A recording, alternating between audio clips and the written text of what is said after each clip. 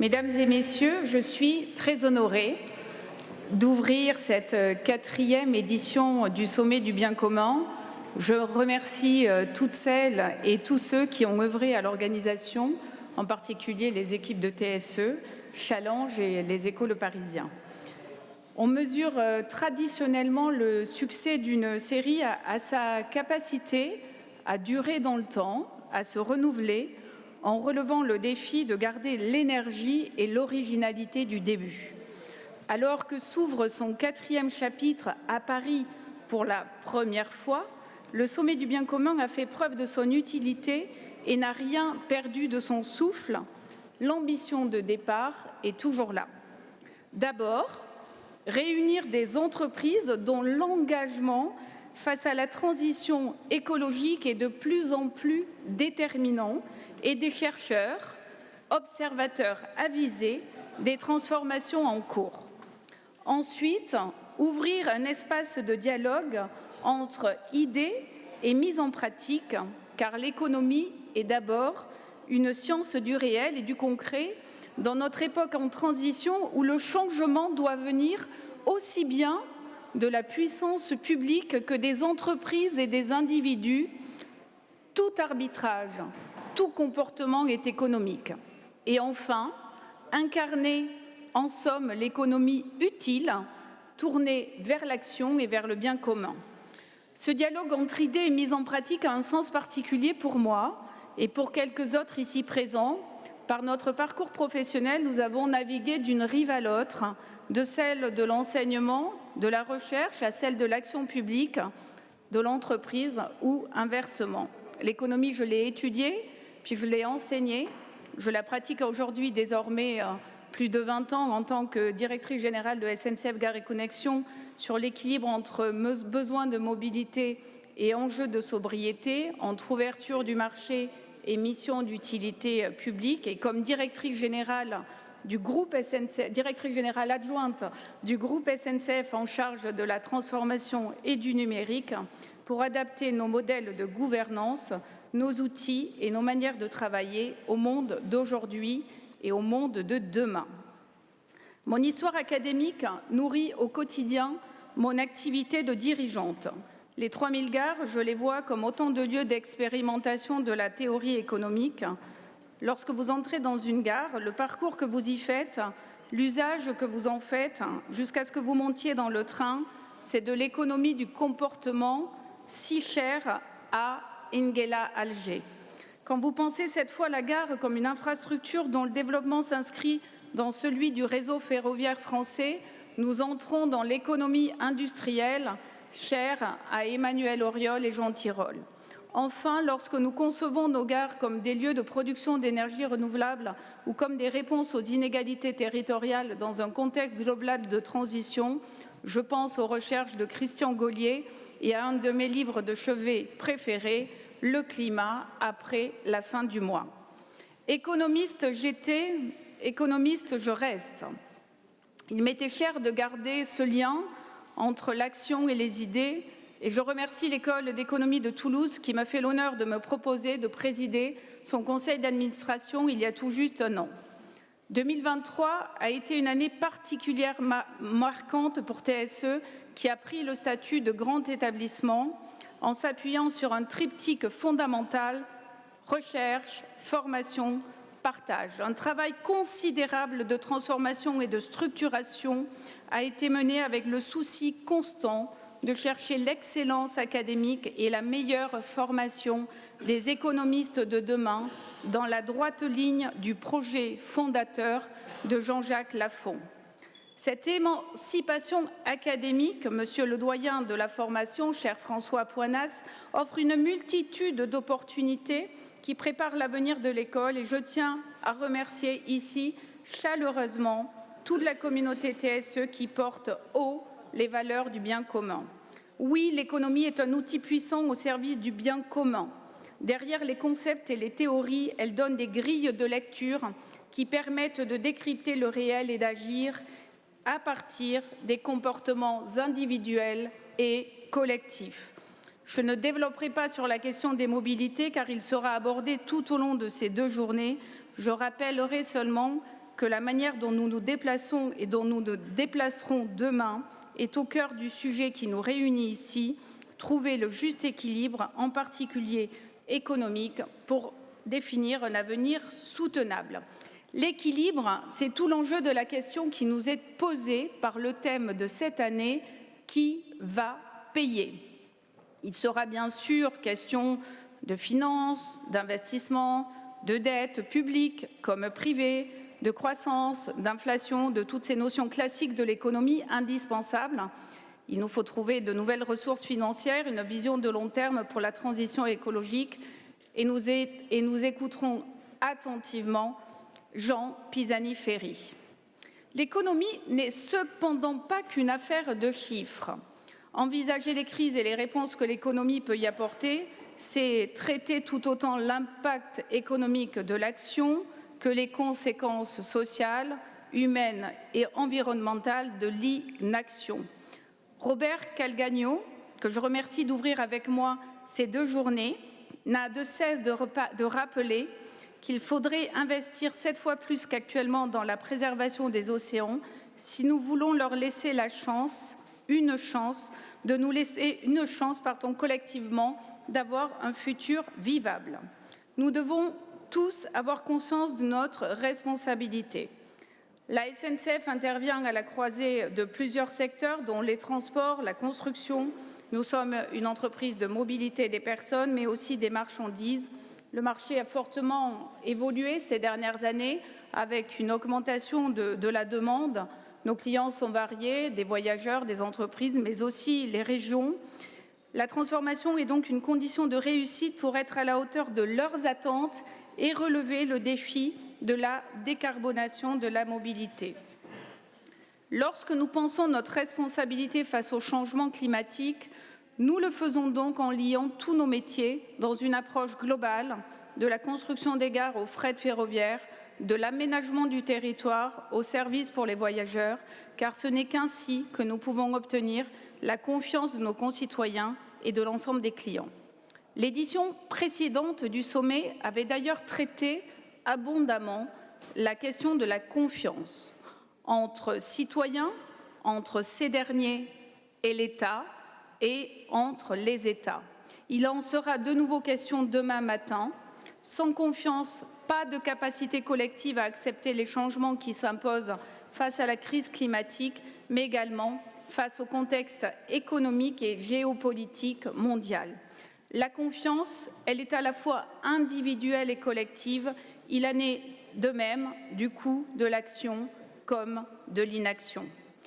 C'est cette approche, ce dialogue entre les perceptions de chacun, les expériences de chacun, qui permet d'impulser des changements de fond sans perdre de vue le bien commun et tout en garantissant de parvenir à la soutenabilité et aux justes équilibres. La confiance est clé, mais qu'en est-il du progrès? Nous sommes sommés d'agir face à l'urgence climatique, percutée par des bouleversements technologiques comme l'IA générative, grande révolution. Les entreprises sont ainsi traversées par des enjeux de transformation majeurs, voire vitaux pour l'avenir de leur activité. Et il sera ce soir question de savoir si le progrès peut nous sauver, pas comme un artefact magique, mais comme un outil de transformation, d'adaptation au même titre que l'évolution de nos comportements. Je serai comme vous attentive à ce qui sera dit. J'en viens à ma conclusion. L'économie est utile et surtout en entreprise. Quand la science économique procède par expérimentation et expérience, elle apporte un éclairage utile aux dirigeants dans leur prise de décision stratégique, dans la définition de nouveaux modèles d'organisation, de production, de consommation. Il est là aussi question d'arbitrer entre le prix de la transformation et celui de l'immobilisme. C'est tout l'enjeu du dialogue qui s'ouvre aujourd'hui entre ceux qui font l'économie et ceux qui la pensent et qui, ensemble, ouvrent de nouvelles voies pour le bien commun. Merci.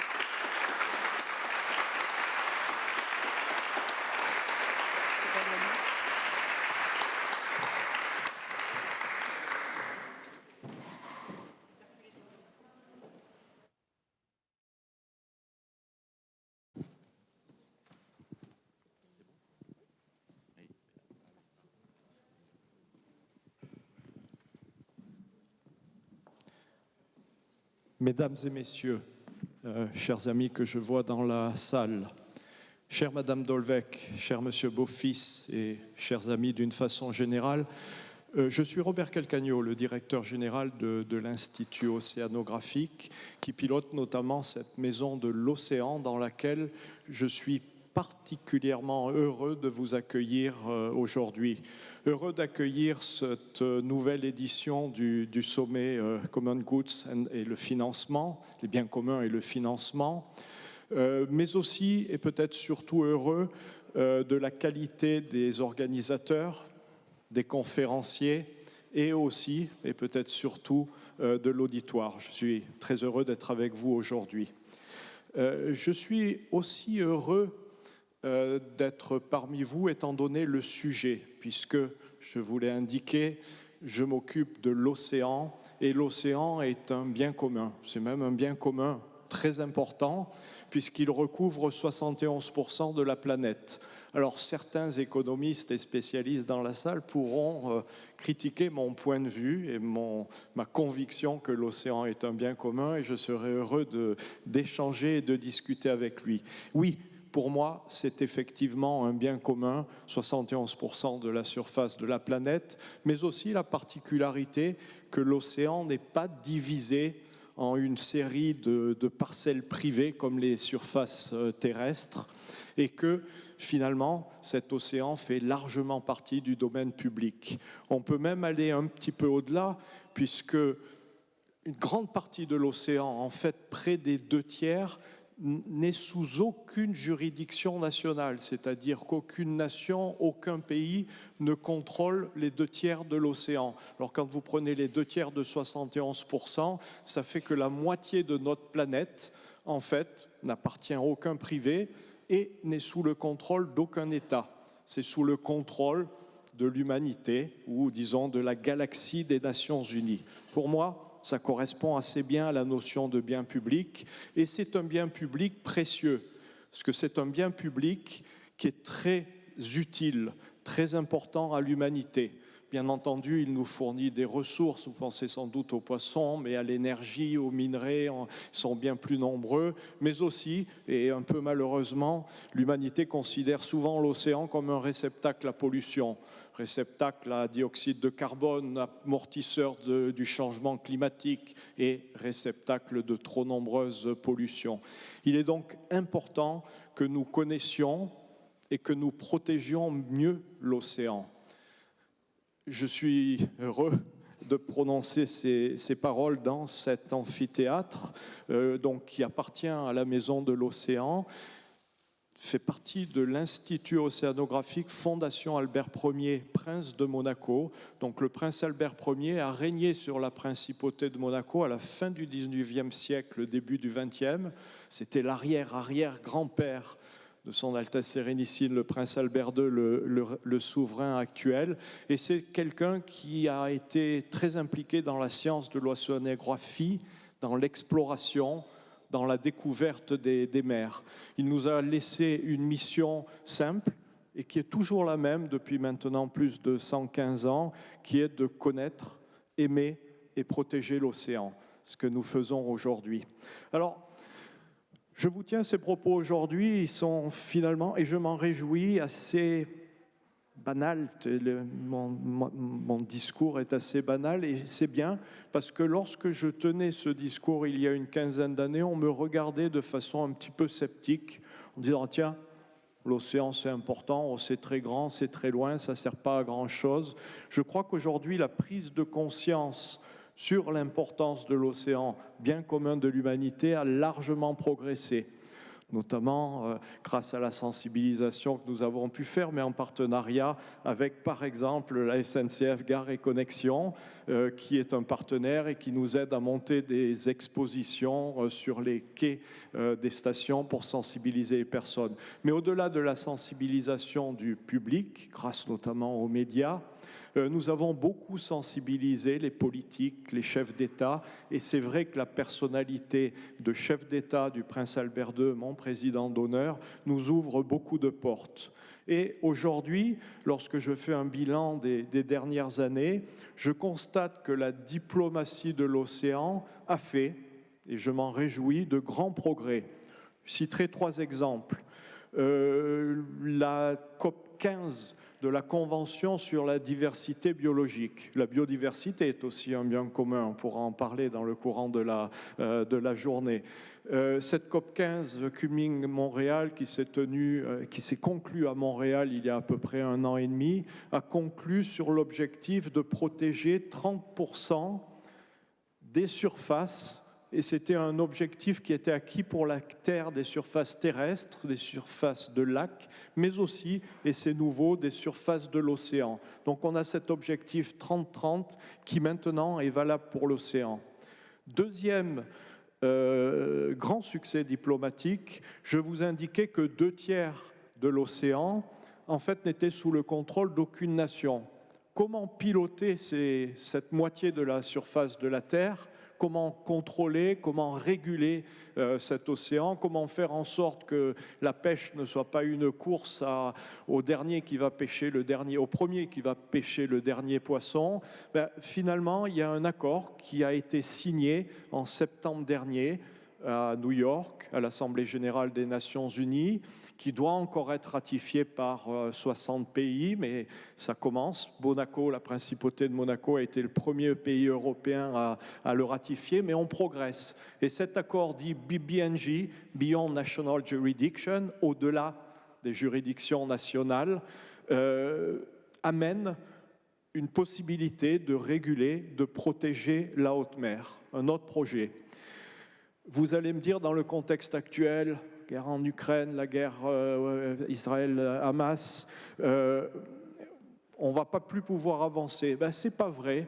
Il s'est déroulé deuxième quinzaine du mois de mai en Inde, à Kochi, la réunion consultative des pays membres du traité de l'Antarctique. Et on a défendu un projet qui finalement est passé à l'unanimité, avec le vote de tous les pays, y compris la Chine, y compris la Russie, qui a protégé l'archipel des îles d'Angers. Vous ne voyez pas où c'est normal, c'est à la pointe de la péninsule antarctique. C'est très important de protéger les pôles également, et je considère les pôles font en quelque sorte partie de l'océan. On a réussi à faire passer cette mesure de protection d'un archipel dans lequel nous avons été explorés avec le Prince et 100 chefs d'entreprise, dont 20 chefs d'entreprise chinois qui nous ont accompagnés au mois de janvier dernier pour faire des relevés scientifiques, soutenir la connaissance. Voilà un petit peu notre activité, mais